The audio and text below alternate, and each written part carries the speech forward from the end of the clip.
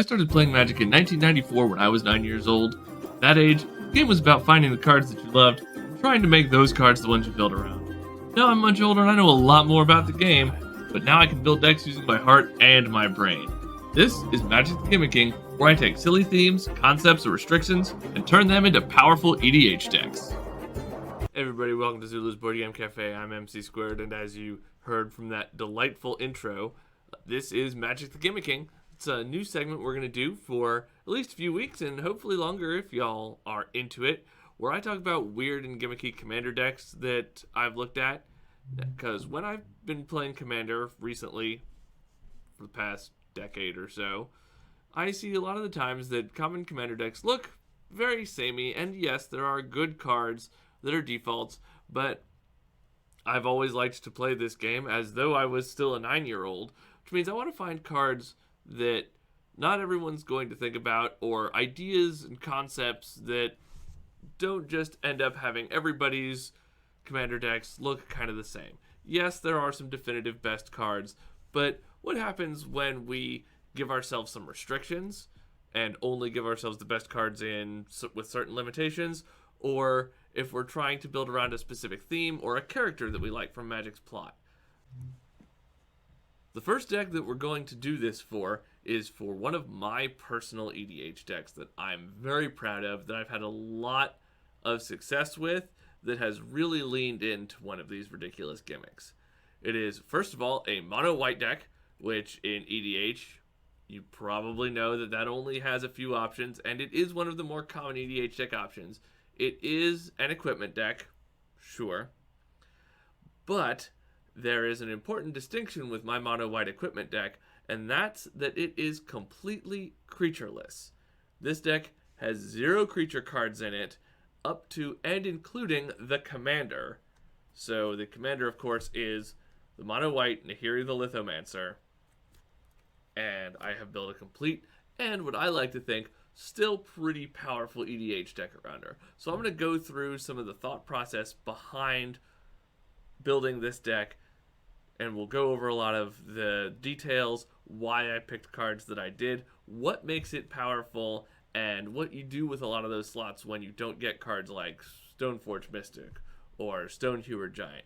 So join me on this, and let's go take a look, and we'll go over all of these cards. Can't wait. Let's see it.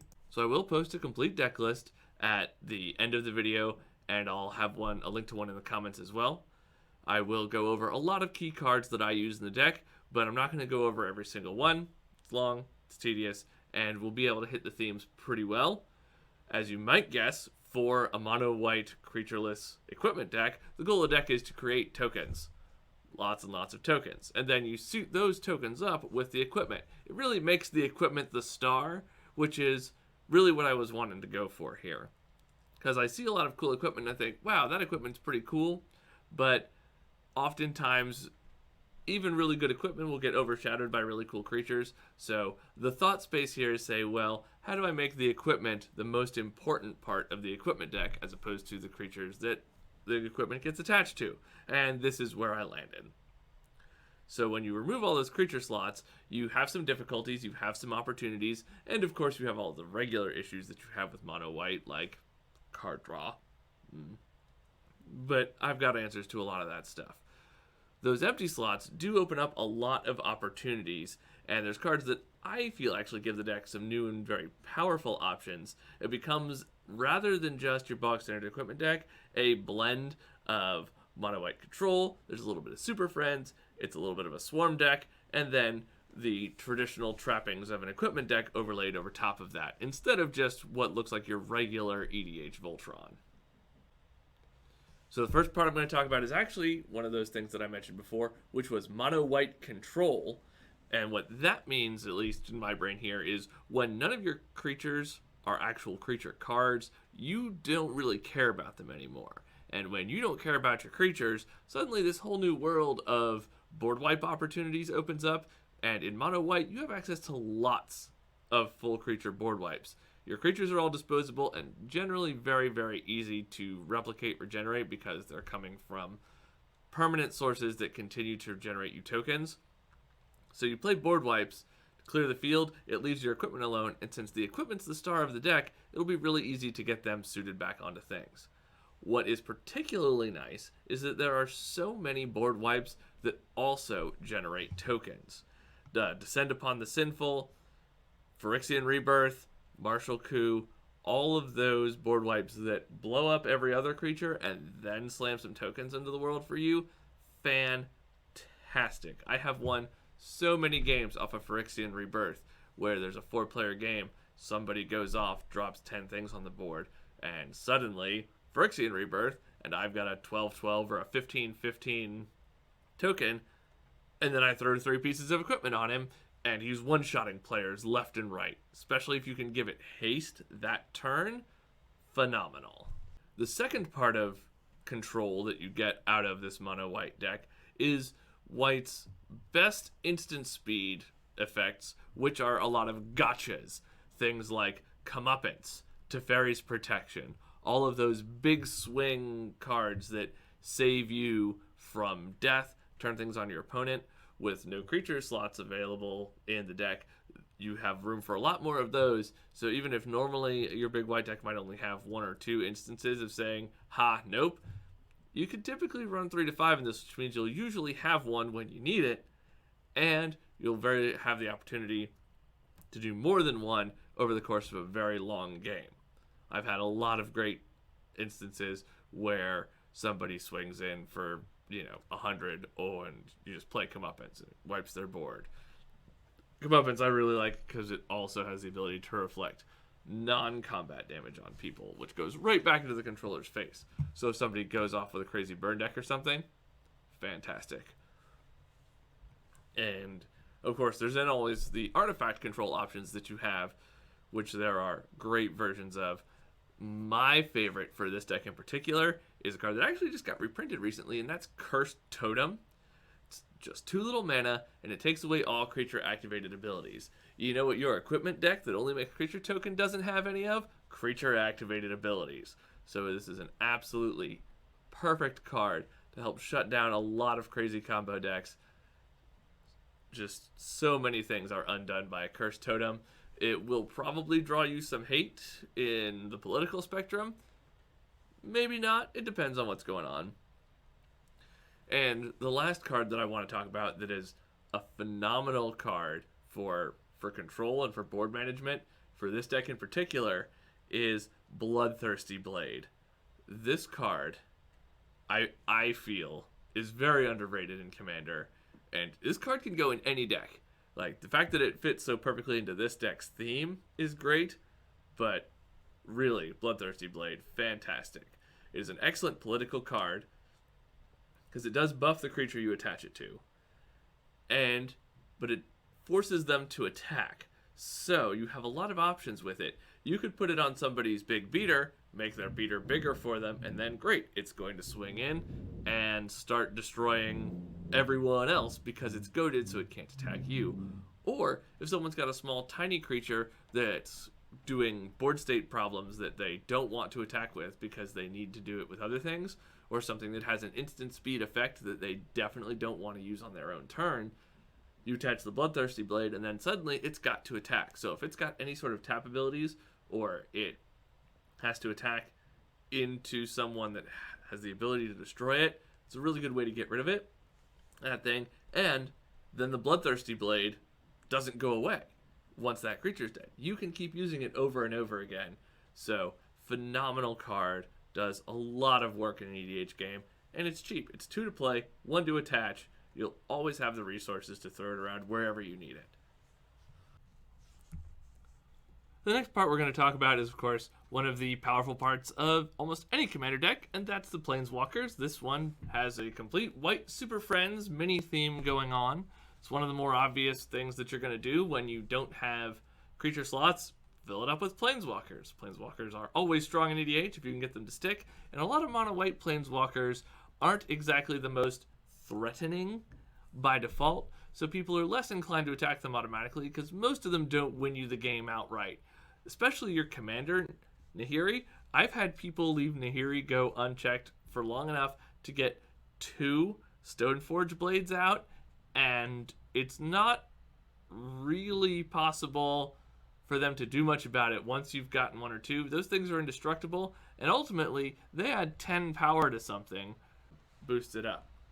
It's very, very subtle to a lot of people since it's not as big and obvious a threat as something like a Nicol Bolas going off or a Karn going off, which is, I've found really good.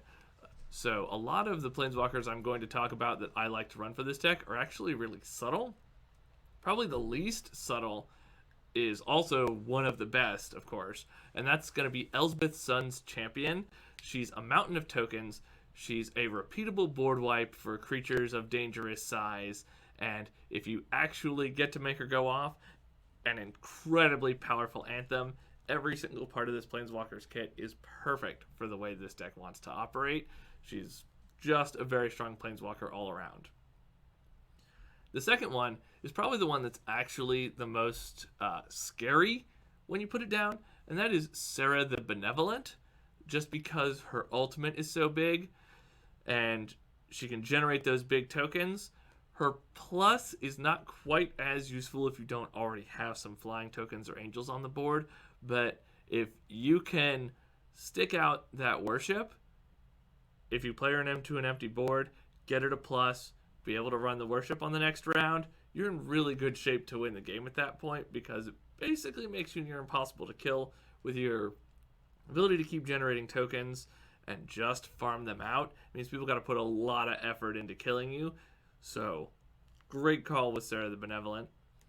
The next one is the Gideon in the deck, and a lot of people might disagree with this Gideon because he doesn't do a lot, but I really like him, and that's Gideon Ally of Zendikar. He's a pretty unassuming Gideon.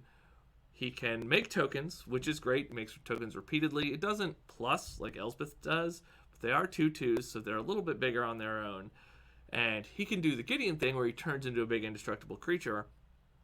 So if you want, he can become an equipment vehicle all on his own. And that's a pretty strong ability to have, since he's immune to that sorcery speed removal on other players' turns that don't specifically target Planeswalkers. And since he's not that powerful a Planeswalker, people will often leave him alone. And worst case scenario, you can jam him out for that emblem of +1/+1 to everyone. Just play him as a permanent Glorious Anthem if you need to. Or if you can get an attack off and start generating emblems and making him big, if you've already got a lot of tokens, there's a lot of options with this Gideon. The fourth Planeswalker on my list is Ugin the Ineffable, one of the colorless Planeswalkers from War of the Spark.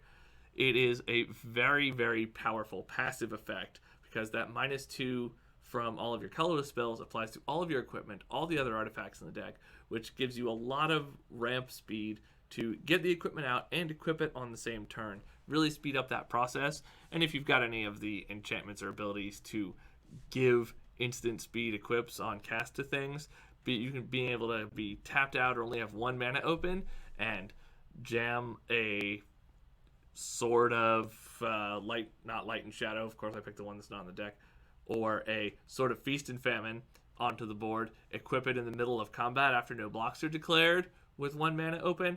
Really, really powerful Ugin the Ineffable. And then, of course, he is also making tokens and attaching card advantage to them. So if you get a token and then lose it, great. You get more card advantage out of it, shoring up White's weakness of card draw. So, fantastic. And then he's removal of any annoying permanents you need to get rid of. So, Ugin the Ineffable, fantastic all-around card. And the last one is the other colorless Planeswalker that I like to run in this deck, and that is Karn's Scion of Urza. An excellent diplomatic card as well. He's really good for shoring up your card draw, getting stuff back into your hand, and the tokens that Karn generates, phenomenal. Usually going to be really big by default because of all of your artifacts that you should be running in this deck, and of course themselves. So Karn's also great and is fun to play with because anything that gives your opponents choices, I really enjoy just as a personal flavor for EDH. So these aren't necessarily the most powerful, but I feel like they're a lot of the most thematic ones to the deck, and you can of course adjust these flavor to taste, as it were. Okay, the next set of cards we're going to talk about that are kind of key to this whole deck's design is the ones that make it kind of a swarm deck. Because any token deck, of course, usually wants to go wide, and these are the cards that help you really do that. It's a little bit less prevalent as a theme than some of the deck's other aspects. There are ways to go fairly wide and overwhelm them before you even have equipment on the board, but that is pretty rare. I'm going to go over a few of the best token generators for this deck, and if you've got others that you like, cool. You can always put stuff like that in the comments, and I'll be happy to take a look at it and review. I've looked at a lot of cards for this deck, but there's always stuff that's possible that I've missed. The first card that I love for mono white token generating in Commander is Luminarch Ascension. This is a 2-drop that gets counters at the end of any turn in which you don't lose life. And in EDH, hopefully you're not losing life on most turns, and if you are, something may be very wrong. All you've got to do is not lose life for 3 or 4 turns, and then Luminarch Ascension just starts to go off, and you start generating 2 mana 4/4s repeatedly as much as you want. I've played a turn 2 Luminarch Ascension in EDH before and won the game by turn 6, just because I was very, very quickly pumping out 2, 3, 5, 6 angels, and it got really out of hand. Very suddenly, I have got 50 attacking power with only 1 card by the end of 6 turns. Very, very, very significant. The next card is Dawn of Hope. It's cheap to play, and it gives you a great mana sink if you're out of options. It makes lifelink tokens that are gaining you life, and then gives you the option to draw cards off of life gain. So if you've gotten yourself into a situation where you really just need the cards and you have the mana but not a lot else to do with it, Dawn of Hope, great way to keep yourself in the game, both card-wise and life total-wise. Very similar to Dawn of Hope is Mobilization. It's the next card. Combos really well with Dawn of Hope because it will give those soldiers that it generates vigilance in addition to their lifelink, help with the ability to block. Really good smaller card. Of course, it's small tokens that it generates, but it's good on offense and defense, and a great mana sink if you don't have any other options. The next one, or the next two, are actually a sorcery and an instant. The first one is Entreat the Angels. Of course, this is one of the biggest bombs in the deck. It does run the risk of showing up too early, which means you don't really get a whole lot of juice off of it if you, of course, have it in your opening hand, or it comes up in the first few turns, loses a lot of its potential steam. But a late game Entreat the Angels, you can drop 7, 8, 9, 10 4/4s onto the board at a time, and that can really swing a game. I've had a lot of luck with Entreat the Angels in this deck in the past, and if you play them all into some powerful equipment, very, very nice. And the last one, I was torn between talking about this as a swarm card or talking about this as one of the gotcha cards, because this is an instant speed token generator, which there are not very many of, and this one is White Sun Zenith. I really like this, mostly because it is instant speed, and the creatures come in untapped. It's X-based, very much like Entreat the Angel, so you can get as many as you want, and it goes back into the deck. So it doesn't feel like a waste if you cast it using only 4 or 5 mana somewhat early in the game, because you're going to shuffle it back into your library, and it will potentially come back up again to generate more tokens later in the game. So it's great for putting tokens on the board and potentially using it as removal to generate blockers, or generate them functionally with haste if you do it at the end of another player's turn, right before your turn starts. It gives you the ability to untap, suit up all the cats with your equipment from the fresh mana, and then get in for big attacks. So those are some of the better swarm cards that I personally like. I know there's lots and lots of options for making lots of swarm cards. I've experimented with Sacred Mesa is one that I go back and forth. Storm Herd is another one, potentially gets you lots of tokens. So a lot of room to play with in those. Choose the ones you like if you're trying to experiment with this deck, and tell me how it does. Of course, in addition to your spells that make the tokens, you want to have a little bit of token augmentation as well. There's some very good options for that. Anointed Procession, of course, double all your tokens, doubling Season in White, fantastic. Then there's Divine Visitation, which will replace any token you make with a 4/4 Angel. And almost all of the tokens you generate are smaller than that, with very, very few exceptions. So Divine Visitation is an excellent choice to put into the deck, especially with how well it combos with the Commander, because it means you get to plus Nahiri, get a 4/4 Angel instead, and you still get to attach the equipment because of the way the replacement effects work. So that's a very, very large boost to your Commander, to any of your Planeswalkers that generate tokens. Elsbeth making 3 4/4 Angels, very strong power combo. And then, of course, smaller things. Intangible Virtue, fantastic boost to your team for less mana and an extra keyword compared to traditional anthems like Glorious Anthem. So that covers most of the creatureless aspect of this deck. That's only a few things. And like I said, if you want the full deck list for this deck, it'll be at the end of the video, and you can find a link to it in the comments. The real meat, of course, of any equipment deck is the equipment. Choosing the right equipment for a deck is paramount to victory, as the actual equipment does most of the work most of the time in a deck like this. You want the equipment to fill multiple roles because it's got to pick up some of the slack that you're not getting out of creature slots and other various powerful things. So there are tons of great choices. I'm going to go over basically my top 10 slots. There's some that I've removed as well that I thought were going to be good as I tested them, but really didn't pan out the way I wanted. So I'll go over those after I go over my top choices. My number one choice, and of course these are more or less just the best equipment in the game, are the swords. Feast and Famine, Fire and Ice, War and Peace. All of those are fantastic for this deck, with one exception, and that's the Sword of Light and Shadow.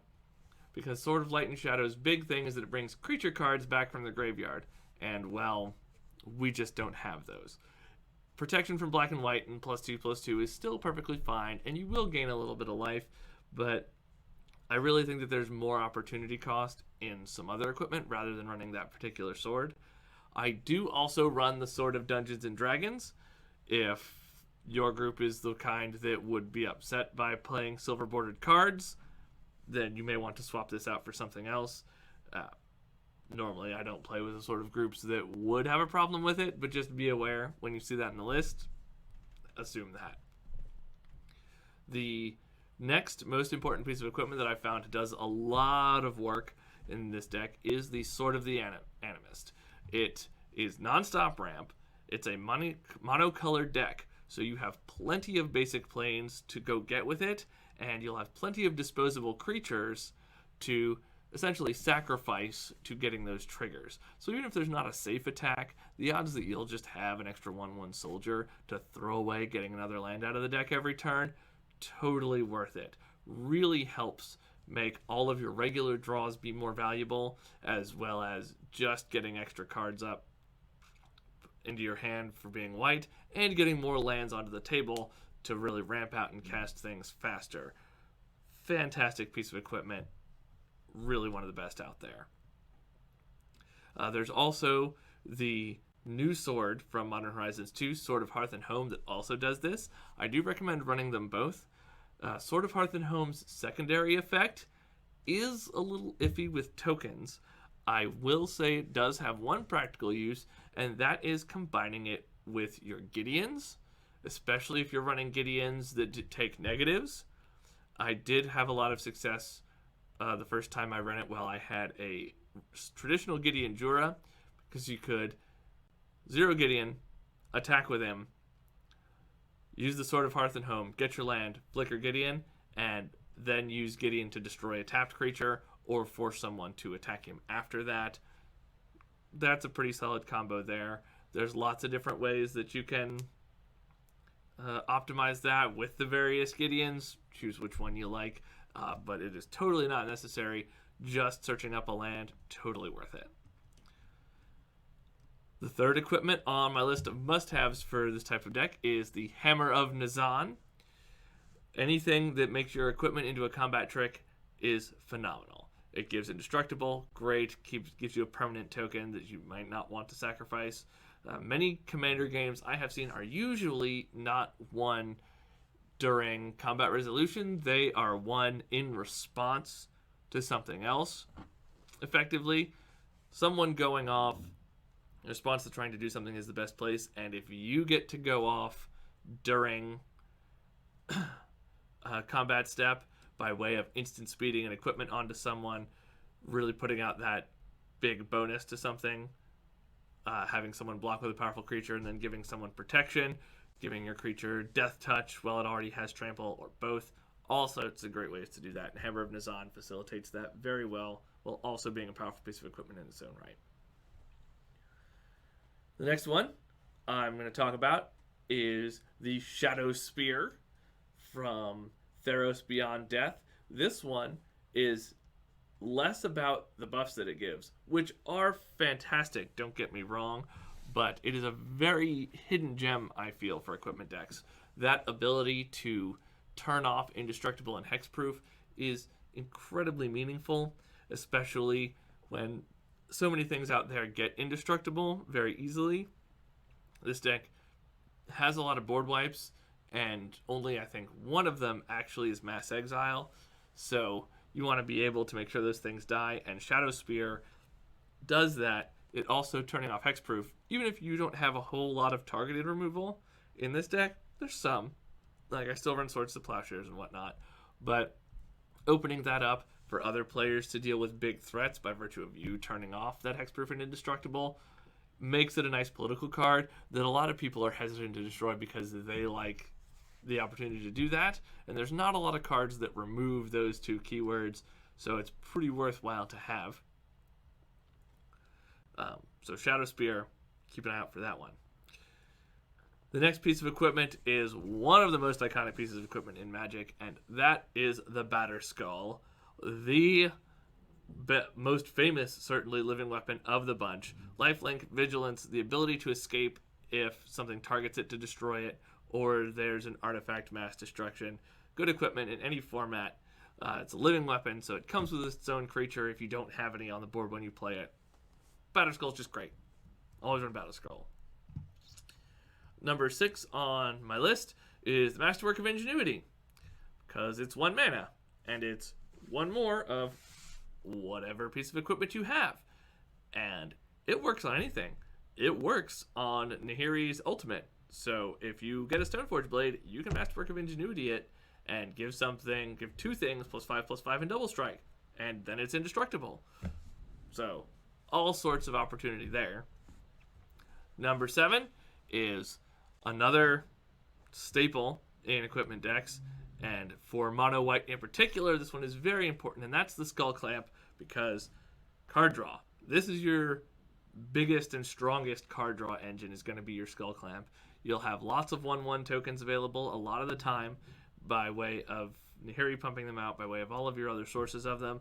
So easily Skull Clamp is going to be the way you draw cards a lot of the time, using your Enlightened Tutor or Steel Shaper's Gift to go get Skull Clamp very early on. One of the best choices you can make. 8th one on my list is the Seraphic Greatsword. It's cheap to put out, and it creates tokens that are also attacking. Phenomenal. And it's a white piece of equipment. All of the new colored pieces of equipment are really interesting. So this is a really fun one that I really liked. Moon Silver Spear is the other piece of equipment that kind of shares the space with this.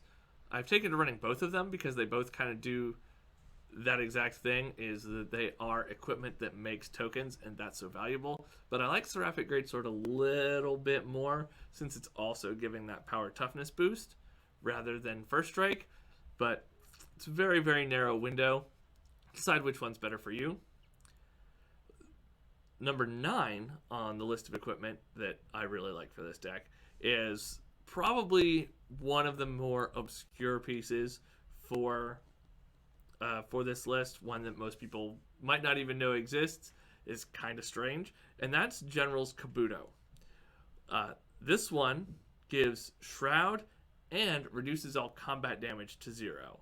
Since there's not a lot of equipment out there that gives indestructible. There's a few pieces, but this combination of Shroud, untargetability, and damage prevention, which functionally makes it indestructible in most combat situations, means that it makes your important tokens, or the creatures that you really need, safe in most situations. It makes a creature that needs to defend a Planeswalker very valuable, because it means someone can't just shoot it out of the way with a targeted removal spell and then attack into your Planeswalker. It means that they've really got to punch in to knock down your Planeswalkers or get to you with whatever they're doing. So General's Kabuto, very strong. Shroud is, of course, does have the problem of not being able to equip to it, so you've kind of got to move the helmet around, but my experience has made that feel pretty worth it whenever I'm doing it. The last piece of equipment for the list is either 3 cards or 1, or 4 if you want, and that is Cauldron. Running Cauldron as either the 3 individual pieces or as Cauldron Complete are both great options. The individual pieces, of course, are going to be less expensive on their own, but not necessarily be as strong as it would be if you were able to jam Cauldron Complete. Cauldron Complete, of course, you can just jam with Nahiri's ability, or if you get the ability to cast it, it's way less work than trying to assemble the pieces of Cauldron. And of course, you could just run all 4 cards if you wanted to do that. If you're going to run one piece of the Cauldron set, of course, I recommend running all 3 because of the opportunity to get the token and because they're so strong. Or just Cauldron Complete to get all those effects in one, tack it onto the living weapon, and move on from there. So those are probably my top 10 with wiggle room, because actually closer to like 18 or 19 with the swords and the Cauldron cards. Pieces of equipment that I think are some of the best ones out there, specifically for a deck like this. So those are the equipments that I like, but the next thing that I feel like I want to go over is equipments that feel like they might be a good idea, but are not served well in practice for a deck like this, or any kind of go wide style equipment deck. The first thing to not particularly invest too hard in is any equipment that all it does is make a creature huge. Stuff like Strata Scythe, Colossus Hammer, Bone Horde, they all kind of seem great at a glance because they are going to make one creature very big most of the time, but that's all they're going to do. And since you're typically just going to be attaching them to what are vanilla creatures, they are imminently blockable, they're imminently removable, and really require a second piece of powerful equipment to be getting any sort of true value out of them. And since it's not really reliable most of the time that they're really going to be making a creature super enormous, and while, yes, gemming an 11/11 feels okay on a singular token with the 1-drop Colossus Hammer,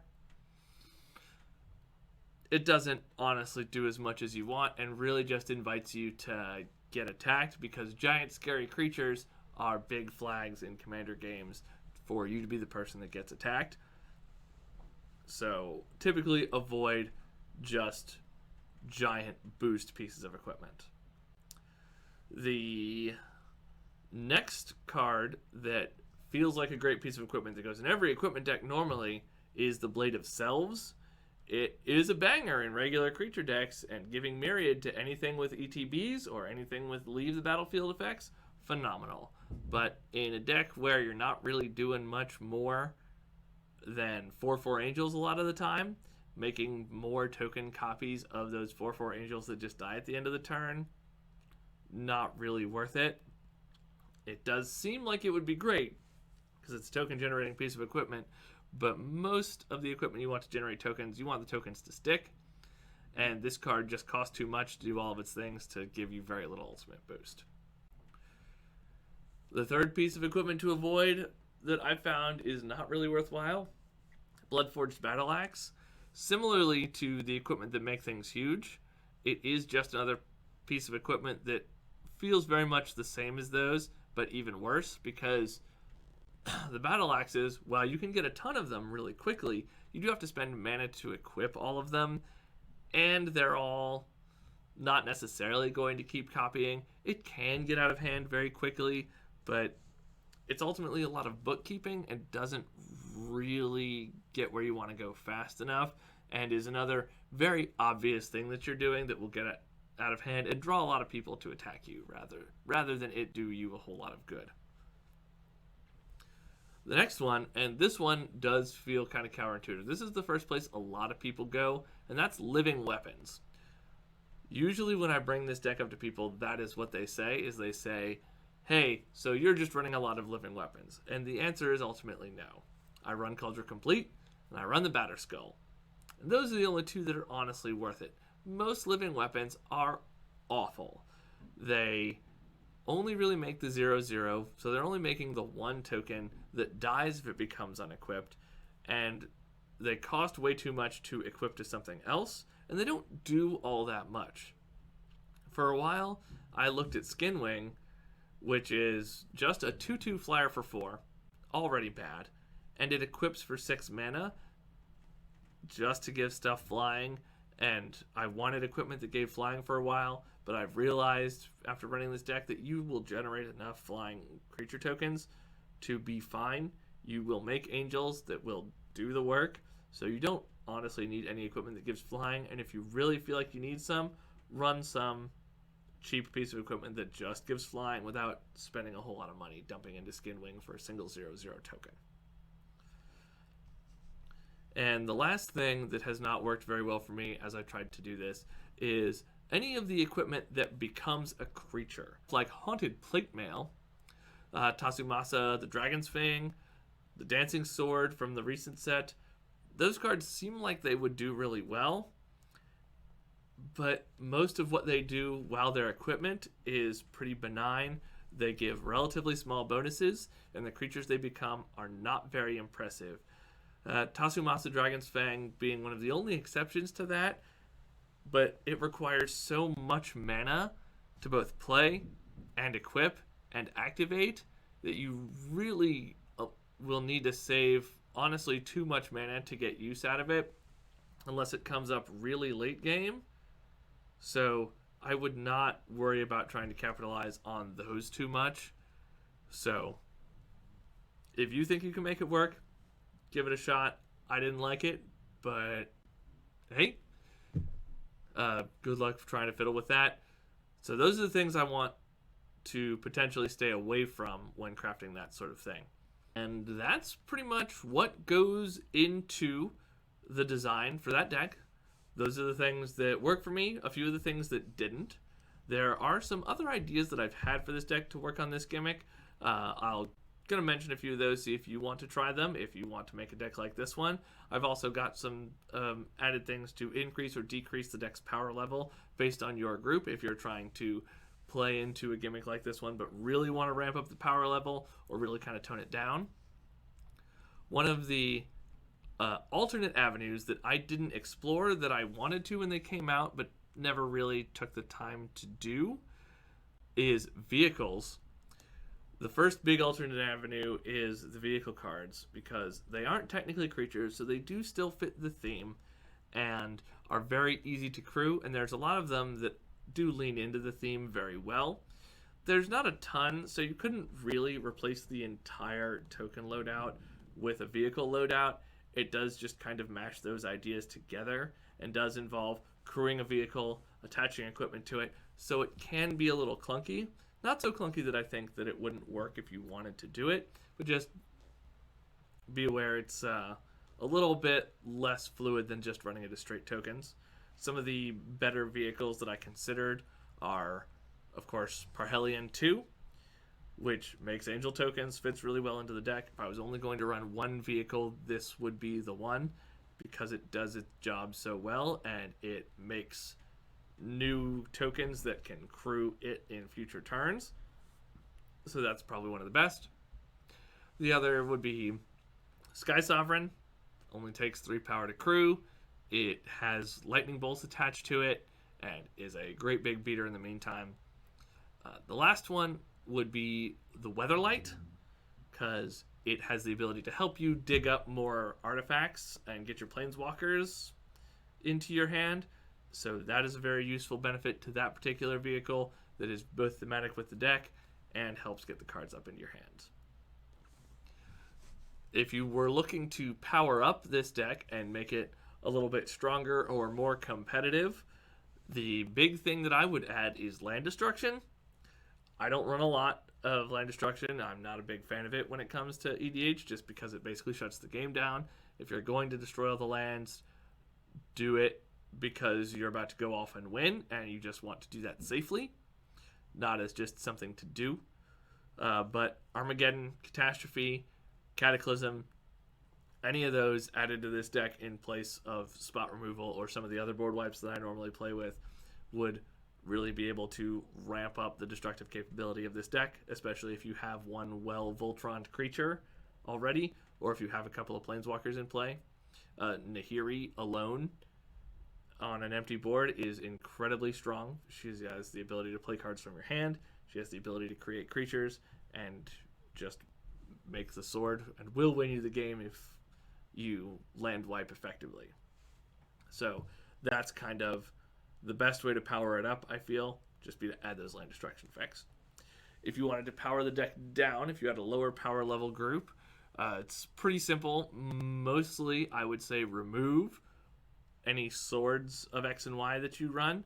Those are typically some of the strongest equipment out there and have the most potential to shut off certain decks, because a Sword of Fire and Ice will pretty much turn off someone's Izzet deck. So if someone has a relatively low power Izzet deck and you want to make sure that you're not shutting that player out of the game, just take out the swords that hate out those players. You could also probably pull a few of the really powerful token generators like Luminarch Ascension that I mentioned earlier, or remove a board wipe or two.